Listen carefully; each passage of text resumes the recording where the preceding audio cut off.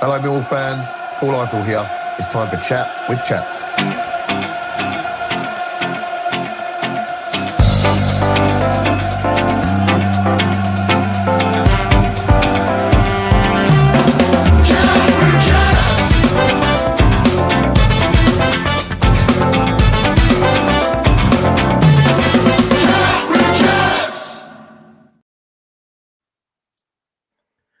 Good evening, Millwall fans, ladies and gentlemen, everybody joining us from all over the world, no doubt. Welcome to Chat with Chaps. Looking to do a preview of tomorrow's game at Derby. It's Friday night. I'm sure you're all finishing work and looking forward to a bit of a dose of Millwall at the weekend. Obviously, Disco Steve here, just hosting tonight's show. And I'm absolutely delighted to say we have a debutant with us tonight, a face you may be familiar with. From my point of view, I've got to say, for a guy who loves Millwall, he loves his cricket, and his mum and dad, thank God, had him spell his name the correct way with a PH in Stephen. Welcome, Stephen Jones. First of all, my mum's going to love that, by the way, because it was her choice. The listeners probably have, or some of your listeners have probably seen my face before. It's a debut for me on Chat with Chaps, and looking forward to talking about the game tomorrow. Yeah, brilliant. Well, welcome along, Steve. And are you okay with Steve? I don't have to call you Stephen like your mum does. No. Well, the thing is, the only people that really call me Steve is usually the pod boys and family. I feel like I'm in trouble all the time. So Steve is absolutely fine. I don't mind. Steve is good, brilliant. Well, we both do that. So look, welcome. Good to have you on board. Look, I've watched you over the last year or so, and certainly really always enjoy your input. So hopefully that will be the case tonight. Before we go ahead, guys, please, if you haven't already done so, please like and subscribe.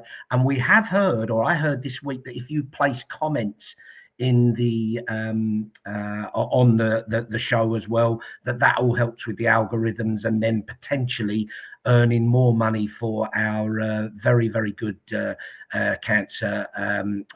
charity of cancer research. So please, just a very simple like, subscribe, make a comment. You are doing a really good thing for a very worthwhile charity. So thanks in advance for that. So without further ado, Steve, so we'll go on to big game tomorrow for us, off to Derby County. We were looking before we came online, and some interesting stats. We have won the last 4 consecutive games at Derby County by the odd goal in the true Millwall fashion. But a really decent record there. I've seen us win there a few times as well, including last time. So we're going there with a positive track record. Derby, I believe, haven't won since Boxing Day when they beat West Bromwich Albion. In those 10 games, they've had 2 draws and 8 defeats. And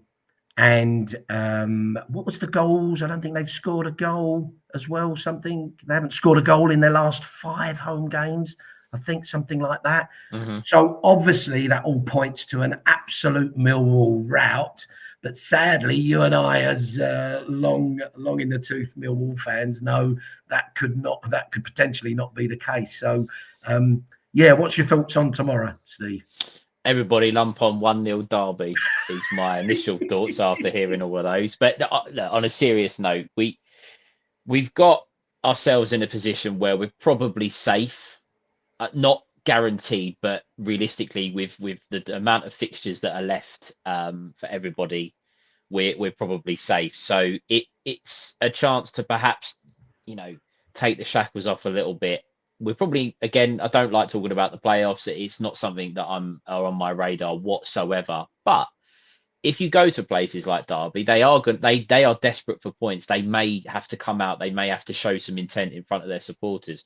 If you do go there, win the game, great. Move on to the next and see where you end up. But we have to look at ourselves perhaps from the point of view of we're probably going to be playing Championship football next year, in my opinion. So let's go out and enjoy it. Let's try and play some attacking football, get on the front foot, and hopefully put some more misery on Derby and John Eustace. Yeah, absolutely. Couldn't agree more.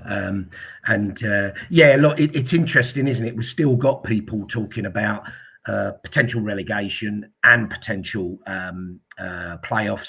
I have to say, without being too complacent, you have to say, surely we're not going to get sucked into a relegation battle. And I think we're too good for that right now as well.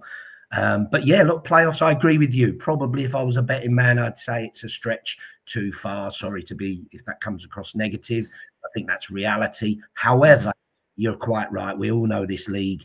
You go on a 3-4 game winning streak and suddenly you're right in the mix. So it's far from beyond possible. But let's I think game by game, let's take it as they come. And like you say, take the shackles off. Let's start playing a bit of attractive attacking football and see where that lands us. So yeah, I think that's very much the case. What's your views on starting 11 for tomorrow? Again, we were talking off air about Alex Neil not perhaps knowing his actual best 11. I know we've got some injuries, so that's quite tricky to label him, or he doesn't know his best 11 because we might not have had our best 11 players available. I would probably be looking at. I would make a few changes from the draw against Preston. I thought we looked a little bit leggy. We didn't really impose ourselves as much as we'd like. We kind of looked like we were playing for a point. So, and I can understand it. Alex Neil wouldn't want to get beat there, but I'd like to sort of maybe a bit more intent from the off. We know Bangura Williams is probably going to be out, unfortunately. So there's a natural change. Yeah, for me. Shame for him. It would be, yeah, it is a shame, but opportunity knocks. Kundal probably move back into the 10. Someone I think we may have a bit more of a conversation about, but Kundal in the 10. I think Negley, look, the issue with him not being too physical for him personally, I don't buy that. I know you can't always say, oh, Alex Neil's not telling the truth, but I'm not sure. I wasn't sure about those comments personally. I think you've got to play him, you've got to get him ready for the Championship, and the only way to do that is to give him minutes. So yeah. Why not play him tomorrow? And a little bit of a rogue selection for me. The other player that I'd be looking at changing, I'd actually be looking at resting Tristan Crammer. Right. He's interesting. He's been good, but I think he's also starting to be found out a little bit more at right back, and teams have probably got him on their radar as someone that they can get after a little bit. I'm not suggesting that he's a poor defender. I think he's going to be very, very good for us. Yeah. But I think Wes Harding did a good job against Leeds. And personally, and I know people might not necessarily agree with this, but I think he probably deserves another opportunity. And it's also likely that he will have to play at right back against Crystal Palace next week because Crammer is cut-tied. So give him some minutes. Don't let him go into that game cold.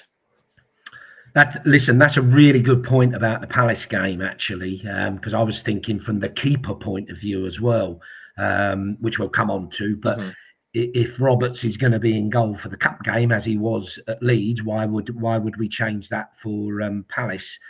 Then would it be fair to have him go into a big game like that without playing a game? Is this an opportunity to play him? So look, we can discuss that as well. But yeah, so I hadn't thought of that, but I think Wes Harding, that's a good shout in terms of that.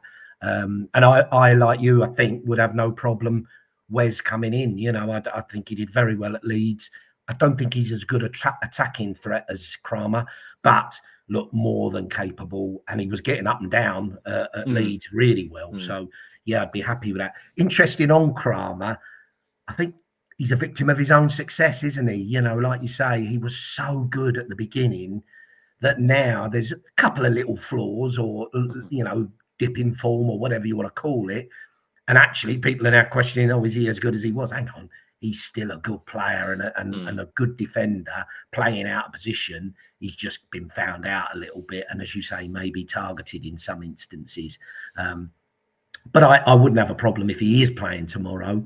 No, But no. I think it would be a good call to give Wes some game time to get him in the groove, as it were. Yeah. Yeah, and at the end of the day, it's a squad game. We all know that if Ryan Leonard was fit, Ryan Leonard would be playing. There's no, Yeah.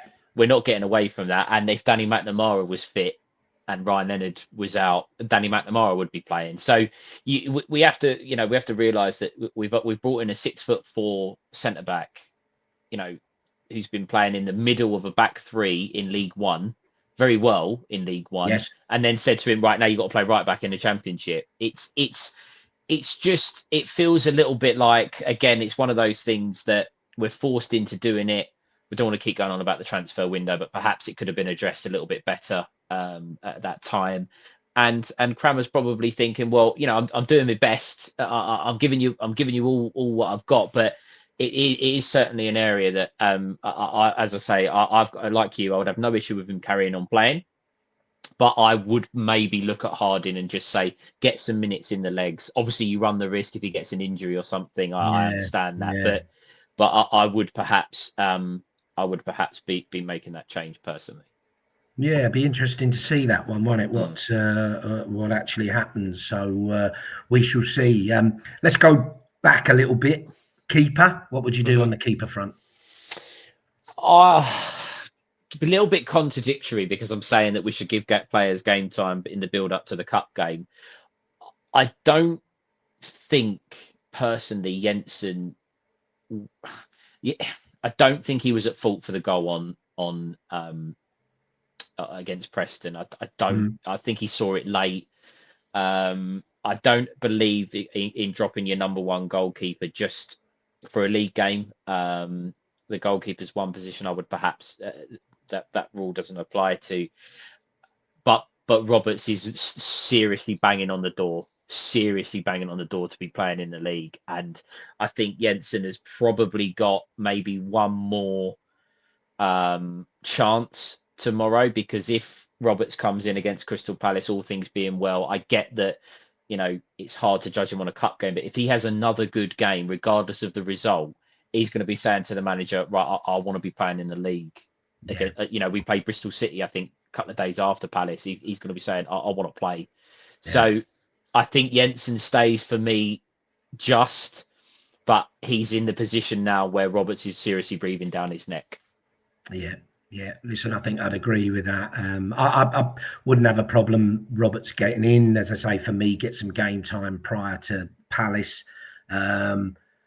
Look, I think Alex Neil has made it very clear Jensen's his number one, hasn't he? And really good, really, because he's despite huge pressure from Roberts, he's stuck with him. And like you say, we can argue he has made a couple of mistakes. Look, was it savable? Possibly. Was it a terrible mistake? No.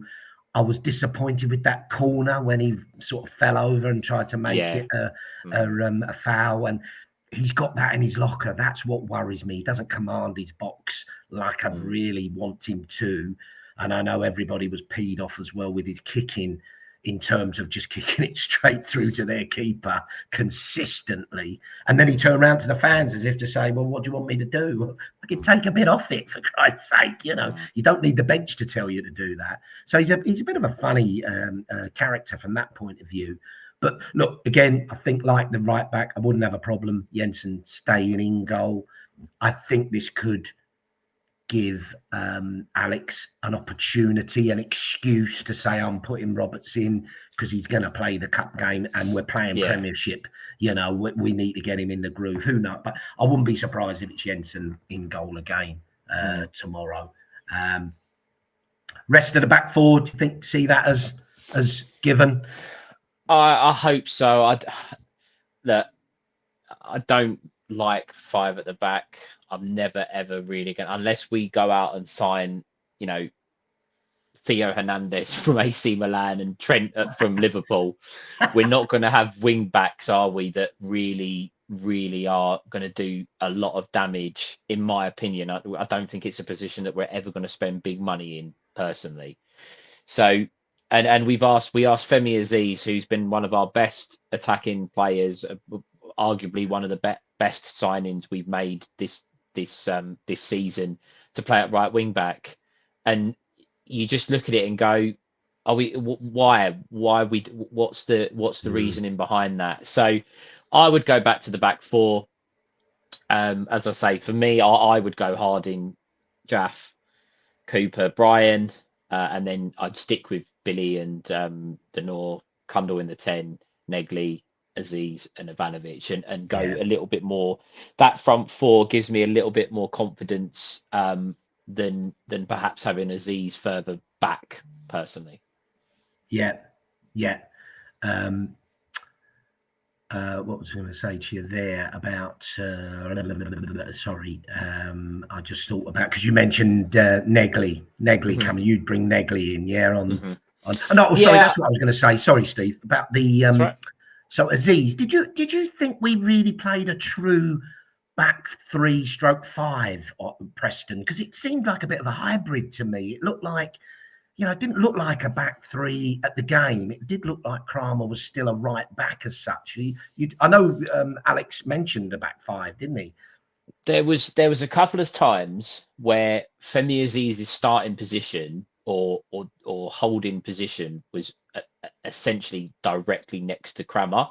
Yeah. And it just, I don't know, you notice it more because it's a bit like, in the past with, Jed Wallace, for example, or Zian Fleming, you wanted them to be on the ball because they were going to be the creative player to do something for us. Aziz seems to be the one at the moment that wants to run at people. He just picks the ball up, takes people on. That's really good from your winger, but he was starting so deep. Yeah. By the time he's got sort of 40 yards from goal, he's already ran 40 yards. Do you know what I mean? It just, look, I think we might have had, there's a case to say that there was a hybrid between the two, and we maybe did experiment at times during the game. But for me, he's been our most promising attacking player. I'm sure some of your listeners will know that I gave him a bit of a hard time when he first started, and I get reminded constantly that I gave him a hard time, and I may have been wrong. A lot of people did, mate. Let's be fair, he didn't show a lot early doors, did he? Not at all. But now you've got to get him further up the pitch. So I'd say to him, stop. Okay, come back and help, but predominantly get forward. I'd agree totally agree with that. And so bringing Negley in, you would start Negley tomorrow with RBW out. Yeah. I mean, there's an argument again for Connolly to play. He's been okay. He started well, tailed off a little bit the last couple. Again, personally, I don't think he's a winger. I haven't seen enough of Negley to know whether he'd be best in the middle or best out wide. But I think Negley as well, for me, will be chomping at the bit to play in the game tomorrow, because I've never played football to any reasonable standard. I don't know. I'm not professional at all, anything like that. But if not to Joe's level, no, you've not not to Joe's level. God knows, superstar player. But I've that feeling of getting your opportunity. He's new to England. He's record signing. He's probably desperate to score a goal or create a goal. Stripped off, ready to go, and then the manager turns around and says, "Actually, go and sit back down. We're gonna play someone else." That's either gonna really piss him off, let's be honest, or it's gonna go the other way, and he's gonna go, right, I'm gonna show him. I'm gonna show the manager what I can do here. And I'm hoping it does that and get him in, and maybe he'll say to Alex Neil, look, I am ready. I want to be playing. Yeah. Look, I'm still in the camp. I don't have a problem with him being a sub, but coming on regularly to build his stamina up and ease him into English football. But like you, I must admit, tomorrow, looking at the people we've got available, I would start him, to be fair. I'm not a big fan of Connolly wide or in that wide position, even though I'm a big fan of Connolly. So I would go Negley tomorrow. I think it would be a good game, decent pitch, good ground, good atmosphere. I think, as you say, that would suit him really well. Absolutely. So interesting. You mentioned a player earlier, Luke Cundle. He seems to split opinion right now, with the fan base. You're a fan, you say? Yeah, I think he's a good footballer. I think football fans are not stupid. Whatever club they support, they watch their team, they watch players week in, week out. The Wolves fans were adamant that they shouldn't have let him go. Admittedly, they probably thought that they might have ended up coming down and he would play in the Yes. Championship. But when you sign a player and the opposition fans are going, I can't wait to, we'll pay for the taxi, we'll pay for petrol to we've done it with, certain players ourselves. You think, oh, here we go, we've signed a bit of a duff one here. But they were adamant that they shouldn't have been letting him go for whatever fee it was that we paid. And I think he's a good footballer. I think he needs to be playing in the 10. He needs the ball. I get why people are saying certain things about, is he a bit lightweight? Is he the right player? Is he the person that we need in the 10? I think he is. I think our issues lie in midfield, actually getting him the ball, which I'm sure we'll talk to our blue in the face on what we might need in this squad. But I think he's a number 10. I think he'll get you goals. I think he's looking for the ball to feet, so then he can play it through to Ivanovic, or wide players. And again, if you've got Femi Aziz defending and we break and Kundal picks the ball up in the middle, it's likely he's only got one player he can pass to. Yeah. He needs the runner. So if you give him the attacking players around him, he will pick them out. That's how I see it. And I think we just need to give him some time playing in his proper position with proper players around him, and he'll be absolutely fine. Yeah. I must admit, I was a bit surprised he sort of moved out of that 10 role on Tuesday night. I like him. I'm like you. I look at him and think he's a quality, technically very good player. Not afraid of a tackle for a little guy, which he is, obviously. But he looks top-notch quality to me. And I don't think there's a lot of games people have said, oh, he's very quiet, he goes out of games. When you watch the games back, he's very involved. And normally I liken him to like the glue up the top there. He sort of keeps the ball and, slots it into space or into feet. So I like him in that role, and I would say he's going to be a firm favourite in the future. And I'd definitely start him in that position tomorrow, definitely. And this is where we have got lots of attacking players. It's just finding the right ones. As I say, Alex Neil, I'm adamant on this. He doesn't know what his best team is, and that's fine. That's okay, because he's still new to the job. We've made a lot of signings and injuries and stuff, and that's fine. Over the course of the summer, when we get there, I think you'll start to see who are the ones that he really, really likes, and who are the ones that are really gonna be the main attacking threats for us. And for me, I certainly think it's kind of, we've invested in him longer term. We paid a reasonable fee that we're led to believe. So he will be in there for me. And we just need to, much like what we don't have as Millwall fans, we're all the same. We don't have much patience sometimes, but just a little bit more, and he'll be fine. He'll be fine. I'd agree. I think hugely in his favour. I think Alex Neil's a big fan. I get the sense he rates him highly, so that's that's good for him. Yeah. So no problem there. Last one, Big Serb up front or Coburn coming back? What's your view? I would still go with Ivanovic. Look, the guy is, and I've seen this so many times, he's building quite the what do they call it? The collaboration of goals, I think it is, or collection of goals. Yes. He's scoring from everywhere and anywhere. Headers, left foot, right foot, free kicks, volleys. The guy, probably much like Kundal, wants the ball to feet. He wants to be running onto the goal at Portsmouth is a prime example of what he's looking for in this team. I think Coburn is a really good option at the moment still to have off the bench. I've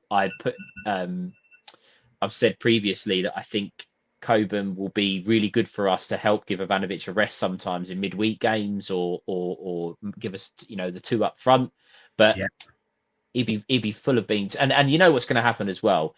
We will get a free kick on the edge of the box, and no one will get that ball off him. Correct. No one will take that ball off him. He'd be waiting to hit a free kick. We all know where it's going to go. Yeah. We know where it's going to end up.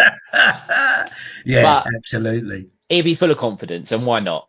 Why not? Yeah, good on him. Good on him. I agree. Yeah, I'd start him tomorrow and Coburn off the bench again. Just again, with no need to rush him back too quickly.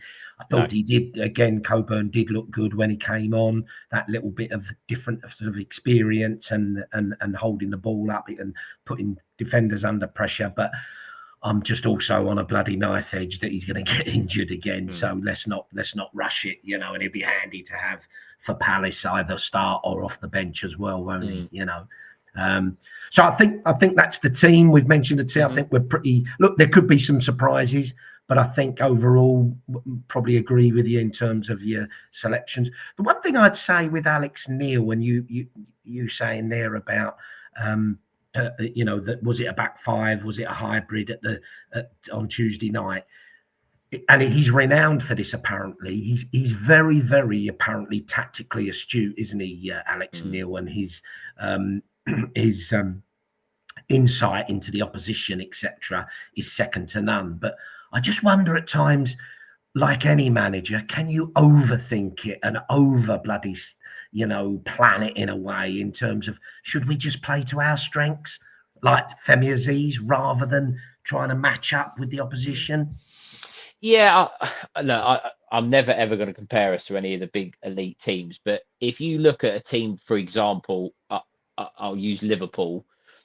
They turn up, they play their players in their positions, they play the same way, whether they're playing top of the league, Man City at the weekend, or they play bottom of the league, Southampton. So they play to their strengths. They do what they want to do. They're not dictated to by the opposition. I get that we do sometimes have to be realistic. We're not the best team in the league. So you do sometimes have to sacrifice maybe a little bit of the ball or a little bit of quality for some grit and things like that. But your bright sparks, your creative players, they should always be playing in the positions where they can hurt the opposition. For me, that's the key. You know, you've got to have, as I say, you've got to have the right players playing for in certain games. And there's nothing wrong, perhaps, if you go ahead and asking players maybe to be a bit more defensive. But when you line up and you're taking away from an attacking player, you're almost saying to you know, fans that go to the game or anybody watching, you're almost saying, we'll be happy for a point. And that instantly gets people's back up a little bit. And the players, does Femi Aziz really want to play at right wing back? I doubt it. I don't know the guy at all. But I think sometimes you can overlook at what the opposition are doing, whereas rather than concentrate on yourself. And maybe Alex Neil it's great that he's you know, thorough with his methods, but sometimes look at what you've got in your own sort of backyard first. Yeah, spot on. And look, maybe in fairness to him, and look, I'm not criticising Alex for 1 minute, but maybe in fairness to him, it goes back to your point. He doesn't really know his best 11 right now. And I think that's a fair point. And I think you said earlier to me, it's probably true. None of us do. We'd all pick different teams. And listen, there's players not available at the moment that I probably would like to put in the team. So, you know, that's where we are right now. So it's all looking positive. The history books are in our favour. We're looking decent right now. We've got lots of options that we've just talked about. The only problem is we've got a team we're playing tomorrow who are fighting for their lives and, God forbid, have a new manager having his first home game. So let's have a quick 5 minutes. What do you think on Derby? I'll be honest with you. I'm quite surprised that they're where they are in the league. I didn't expect them to be sort of rampant and you know, fighting for the playoffs or anything like that. But I didn't expect them to be in the bottom three. They've got they get good support, well backed in terms of the fans. You know, the off the field stuff I don't know too much about, but it's a home game. They are, you know, desperate. They're desperate at the bottom of the league, and you know, we've been there. We were there last season. You know, games were coming, and we were desperate for points. You're scrapping, you're hoping, you know, you turn up. You look at the players that get put out. They've changed the manager.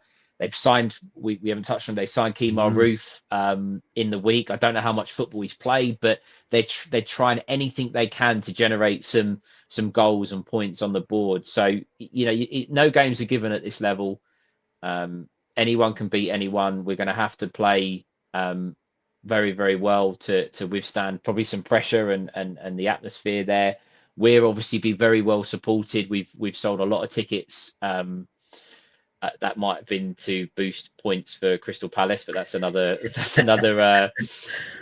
topic. But we'll be well supported. We'll be well supported. So look, that no game's easy in this league, and we can't take them for granted. But if you really want to progress as a football club and you really want to progress as a team, we have to be going to places like Derby in the position that they're in and thinking we can win the game, not holding on for a point. And I think go there with the intent of winning the game, and they'll always say, won't they, managers and players, we go to every game and try and win. Not really, don't agree with that, but understand them saying it.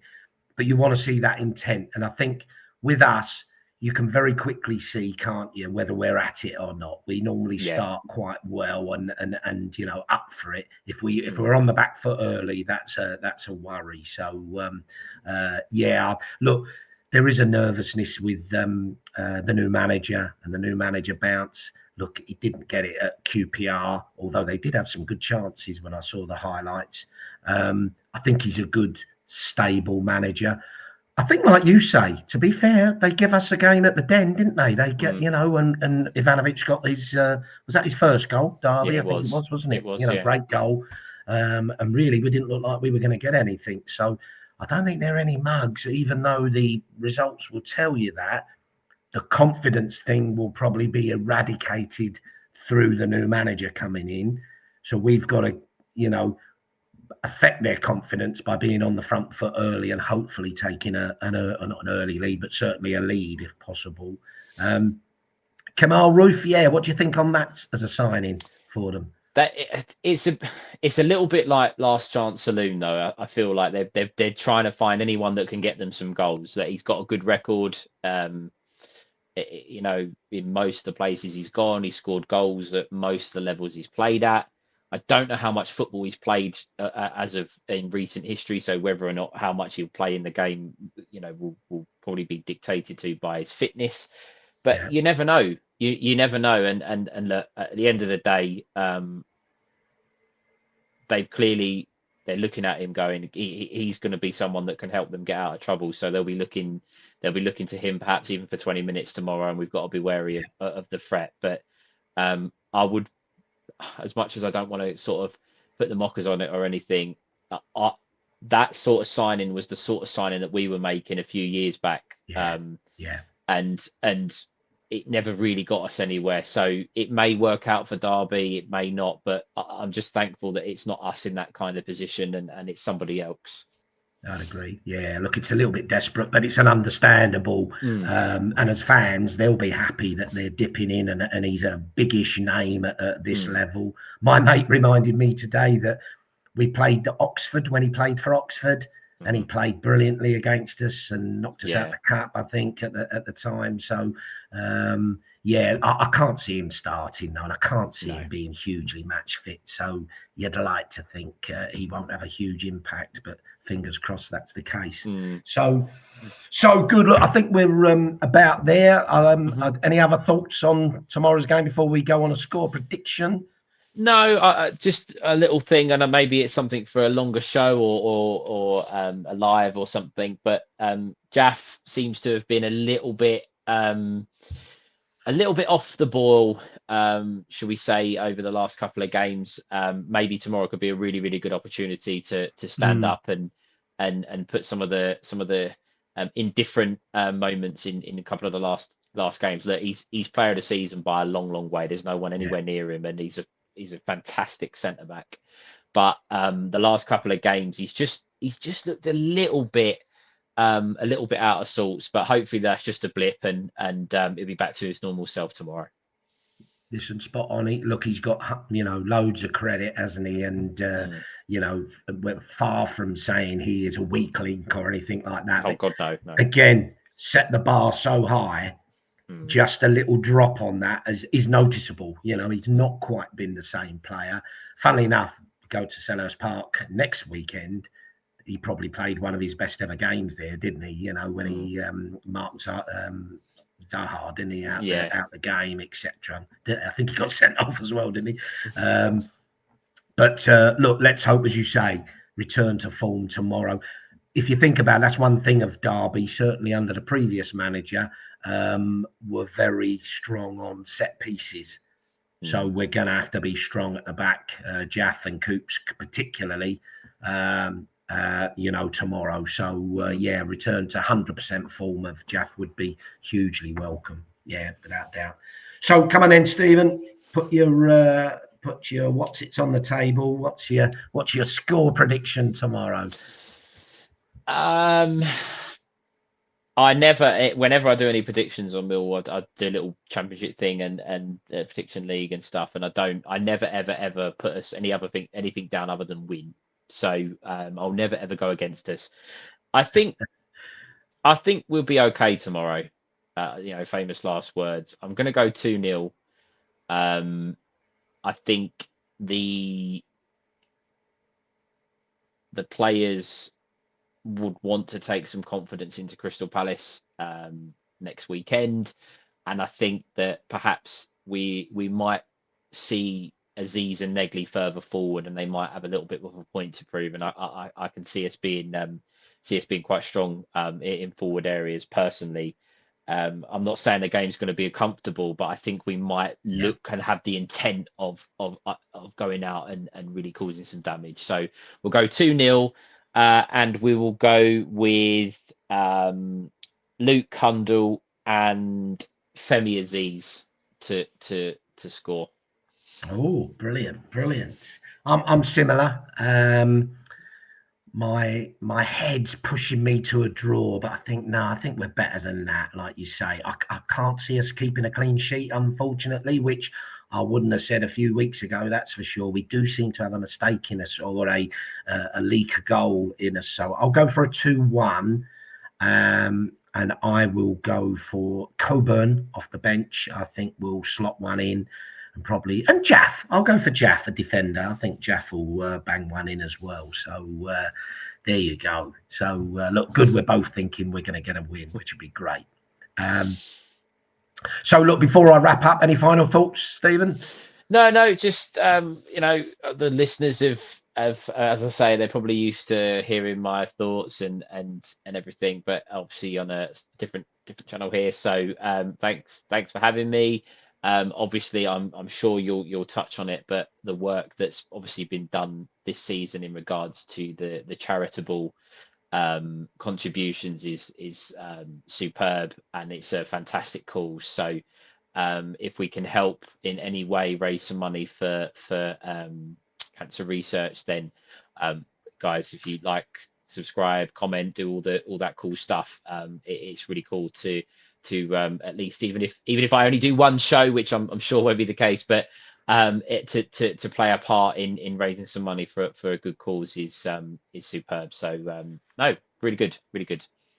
Spot on. Thanks, Stephen. And look, well done, mate. Great debut. Look, echo your thoughts on that in terms of we do this, guys. We love it, but we do it for the cancer research charity.